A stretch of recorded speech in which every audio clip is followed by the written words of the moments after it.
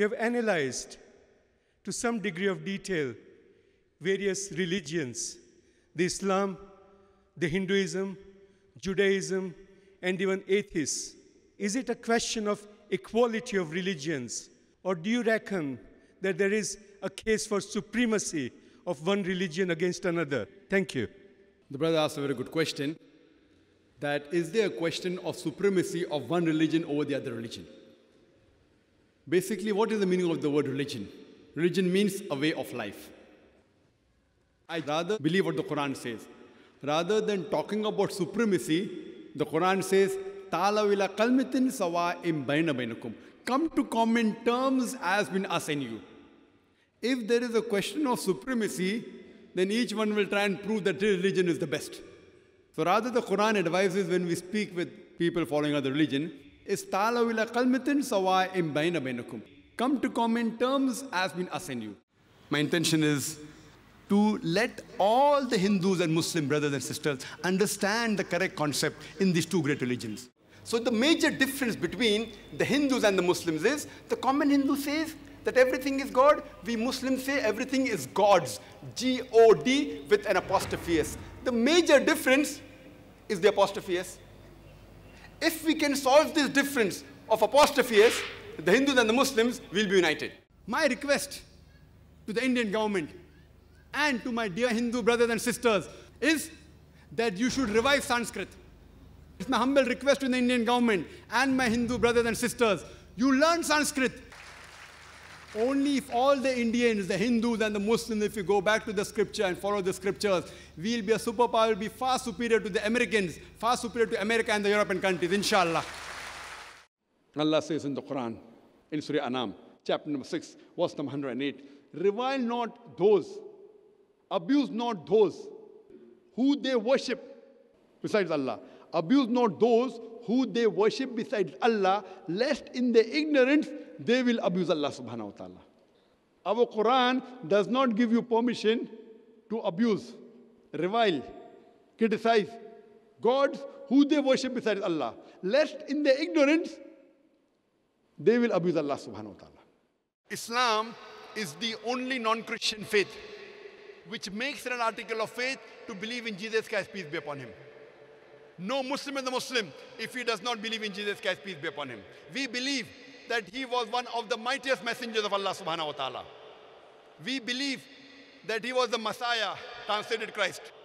We believe he gave life to the dead with God's permission. We believe that he was born miraculously without any male intervention. We believe that he gave life to the dead with God's permission. We believe that he healed those born blind and lepers with God's permission. The Christians and the Muslims, they are going together. Now coming to your second question, that can a non-Muslim embrace a Muslim?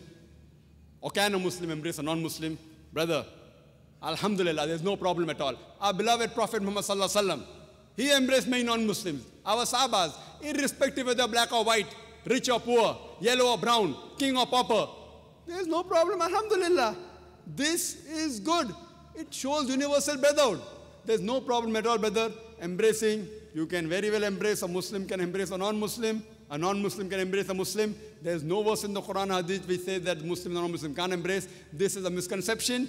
Your Muslim friend, he does not have proper knowledge of Islam. That's why I might have told you out of ignorance. But in Islam, you can very well embrace, there's no problem. Thank you very much, sir. Brother Hariharan, please come to the stage. Dr. Zakir Naik will present him a translation of the Quran. Here you can say that Zakir Naik himself has given me a translation of the Quran.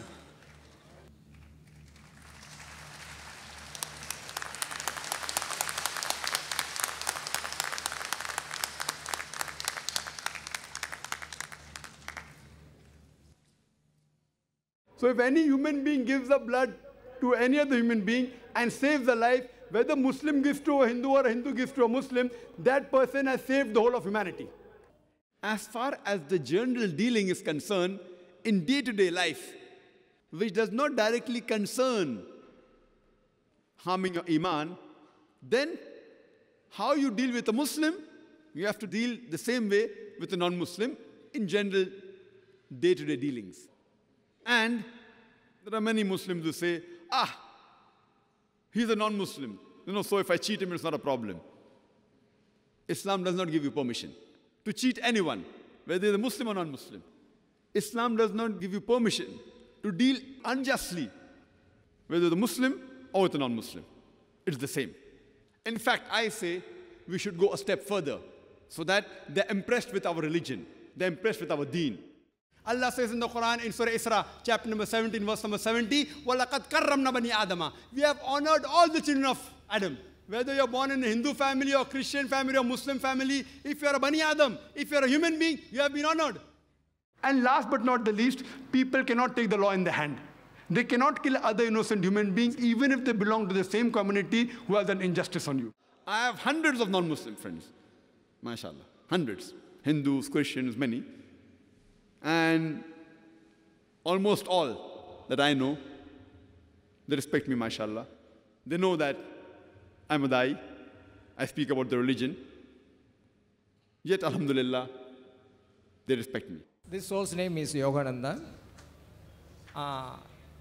This opportunity this soul takes to pay the thanks to Almighty Allah. For today, peace to humanity has been seeded through Dr. Zakir Naik.